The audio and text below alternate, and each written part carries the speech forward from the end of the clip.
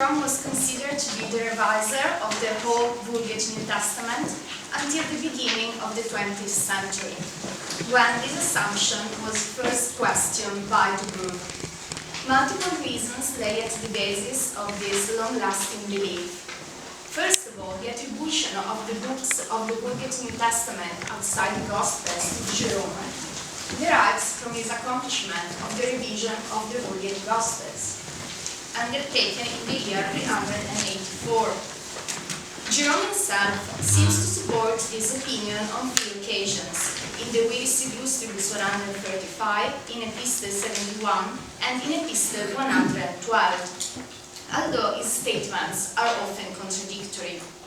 He also affirms that he revised only the Gospels in the Novum Opus Prologue and in Epistle 27.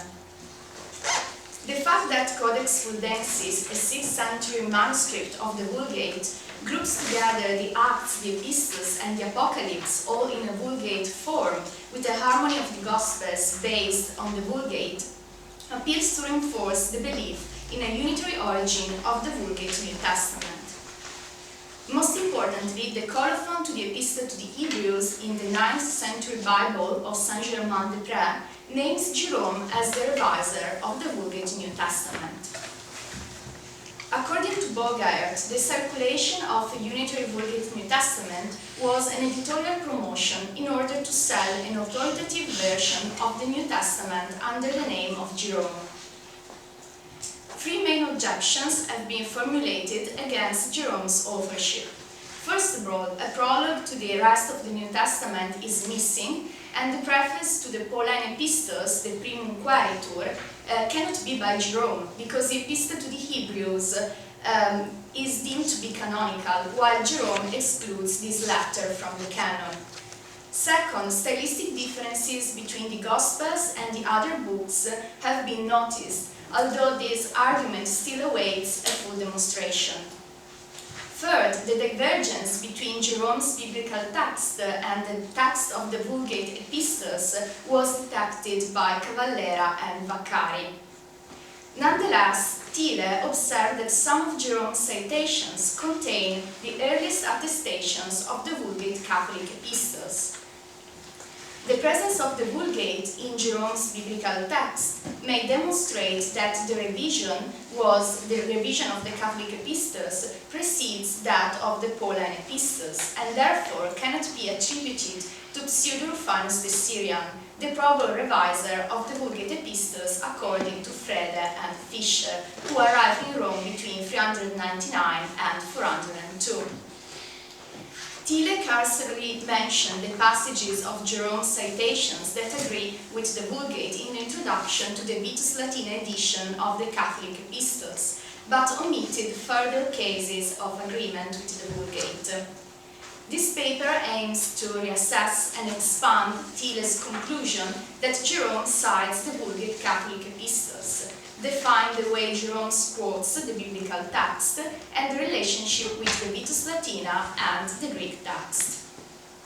Distinctive readings and renderings, typical of the Vulgate and not attested in the Vitus Latina, have been identified in the citations in order to demonstrate the affiliation with the Vulgate. It must be noted that the presence of syntactical renderings is more significant than that of lexical renderings, which are often changed in the process of citations according to memory or because of the preference for certain terms, while the variation of prepositions and conjunctions is a frequent practice. The writings of Jerome that attest extensive citations in agreement with the Vulgate or significant distinctive readings and renderings change according to each epistle. Similarities between Jerome's biblical text and the Vulgate can be noticed in the second book of Adversus Juliani from the year 393, in which James, 2 Peter, and 1 John are cited. 3 examples, one for each epistles, are given in the handout in order to support this argument at point 1, 2, and 3.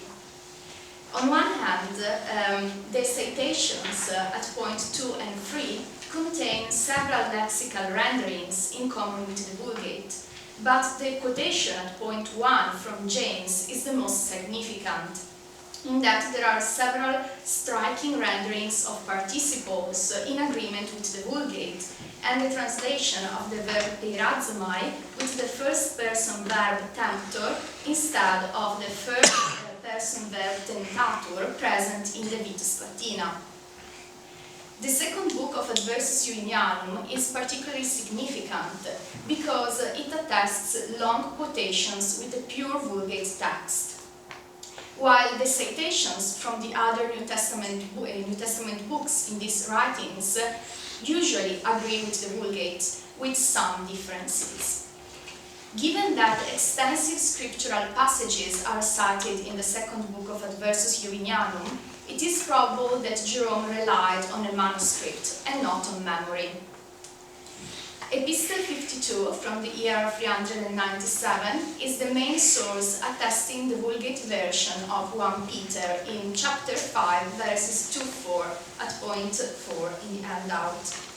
The similarities mostly concern the lexical renderings of the Greek adverbs. The other quotations contained in Epistle 52 are overall Vulgate, with the exception of those from 1 Corinthians. The Vulgate version of Jude is quoted in an early witness, Epistle 46, from the year 386. Verses 5-7 at point 5 in the handout agree with the Vulgate. The Greek participle ekporneusazai is translated with the perfect participle exfornicate, while in the Vitus Latina we find the cumen subjunctive and the relative clause. In addition, the deponent exfornicare is a rare and biblical text, a verb, attested only in the Vulgate and in Jerome's Epistle 46. The other quotations of Epistle 46 feature readings and renderings of the Vulgate with a few lexical differences. Isolated features of the Vulgate are present in the Willis Illustribus at point 6 in the handout from the year 393.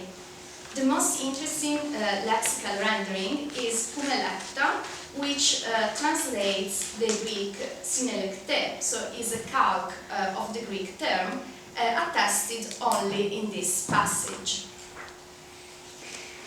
The renderings of the Vulgate in Jerome's quotations are not limited to the instances outlined above. Lexical similarities, mostly coincidental, are contained in early works, such as in translation of Origen's homilies on Jeremiah from the year 378-79, in the translation of Didymus the Blind's De Spiritu Santo from the year 387, and in the commentaries on the Pauline Epistles from the year 386. An interesting case is the quotation of verse 5 of Jude in the commentary on Galatians at point 10 in the handout, which agrees with the Vulgate. Houghton demonstrated that the biblical text of Galatians was brought into agreement with the Vulgate. However, the citations, the quotations out of sequence and those from the other New Testament books are likely to preserve the original text of Jerome. The attestation of the Vulgate in both Epistle 46 and in the commentary on Galatians demonstrates that either the Vulgate version of Jude was in circulation at that time, before 386, or Jerome cites a non-Latin version which was later incorporated in the manuscript tradition of the Vulgate because of Jerome's prestige. The Vulgate Catholic epistles are then cited in writings dated to the 90s, the second book of Adversus Julianum and the Willis Illustribus. Therefore, citations according to the Vulgate would be expected in later writings. However, the later writings attest a mixed text, often inconsistent. It must be noted that the citations agreeing with the Vulgate are a minority, as you can see in the table at the end of the handout. In the majority of the cases, the biblical text of Jerome differs from the Vulgate. The remaining percentages represent the mixed citations, and the citations that are not significant, because the Vulgate agrees with the Vitus Latina and distinctive features are lacking. It remains to be seen whether the citations differing from the Vulgate agree with the Vitus Latina or are unique. Jerome's biblical text does not appear to be affiliated to a precise Vitus Latina text type. Sporadic elements of type T are attested in Pachomiana and in the first book of Adversus Julianum, and features of the African types K and C are often present in 1 Peter and 1 John. However, these cases are exceptional. A striking example of the difference of Jerome's biblical text from the other Latin texts is present in the first book of Adversus Julianum, whose text is so different from the other Latin version that Thiele created text type X into Peter in order to represent Jerome's biblical text. Nonetheless, differences from the other Latin versions are also noticeable in other writings of Jerome. A few instances to support his affirmation have been listed in the handout from point 11 to point 16. Although in 3 cases Jerome employs the verb offender in accordance with the Vulgate at point 11, the rendering peccare is the most frequent in Jerome's citation of James 3:2. Both the renderings incorruptam et immaculatam and ineffabili at points 12 and 13 are not attested in other Latin texts. The rendering palpaverent at point 14 is well described in Jerome's citations, and ilasmos is twice rendered with propitiatorium at point 15 and 16. This is only a sample of unique instances in order to illustrate Jerome's independence from the other Latin versions. When translating Origen and Didymus works from Greek, a text found in his Greek source, as in case 17 in the handout, in which Jerome renders the reading of Origen, synaidesis with conscientia, instead of cardia, translated by the other Latin versions with cor. The dependence of Jerome on Origen's commentary on the Ephesians has been highlighted by Heine. The numerous unique and inconsistent readings in Jerome's quotations may indicate that Jerome translated the biblical text from Greek in a number of cases. This hypothesis may explain why Jerome is inconsistent and translates different Greek variants in different writings. For example, at point 18, in which the word order differs according to which Greek reading is translated. Some modifications in the rendering and inconsistencies may also be due to translations from citations from memory. Nevertheless, some words appear to be recurrent in Jerome's biblical text. The rendering of the present participle of the Greek verb zao with vivens instead of vivus, the African rendering sermo instead of verbum, desiderium instead of concupiscentia, mundus instead of saeculum, presbyter instead of senior, and dilectio and dilectus are more frequent than caritas and carus. In conclusion, Jerome's quotations are invaluable sources in that they contain early attestations of the Vulgate in writings dated between 386 and 397 and precede the witnesses of the Vulgate present in the citations of the Pelagians. The earliest citations according to the Vulgate are those from Jude, cited in Epistle 46, and in a commentary on Galatians, both from the year 386. The second book of Adversus Julianum attests long and consistent quotations according to the Vulgate text of James to Peter and 1 John. Epistle 52 agrees with the Vulgate version of 1 Peter. The other citations contained in these writings agree with the Vulgate to various extents and do not seem to have undergone a process of replacement of the biblical text.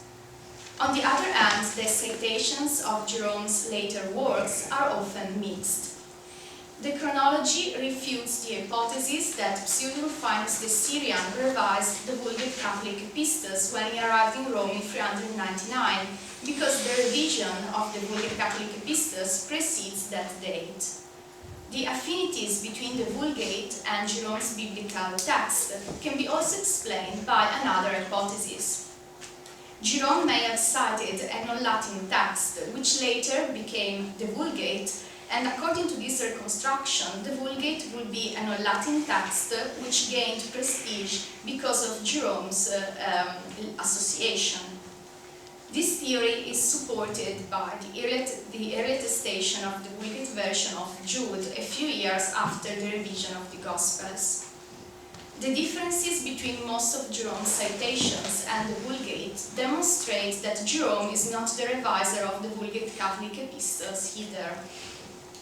The quotations cannot be assigned to a precise Vitus Latina text type, and the high number of divergences between Jerome's biblical text and the other Latin versions point to a process of direct translation from Greek or quotation from memory, which explain the inconsistencies in Jerome's renderings. However, some words preferred by Jerome can be identified in the citations. The results outlined in this paper are only provisionary observation on the character of Jerome's biblical text and the method of citation, which should be supplemented by a more detailed study of the quotations in light of their context. For instance, the second book of Anniversary of Jerome appears to attest a form of text very close to the Vulgate in the Pauline Epistles too, and this needs further investigation. Thank you very much for your attention.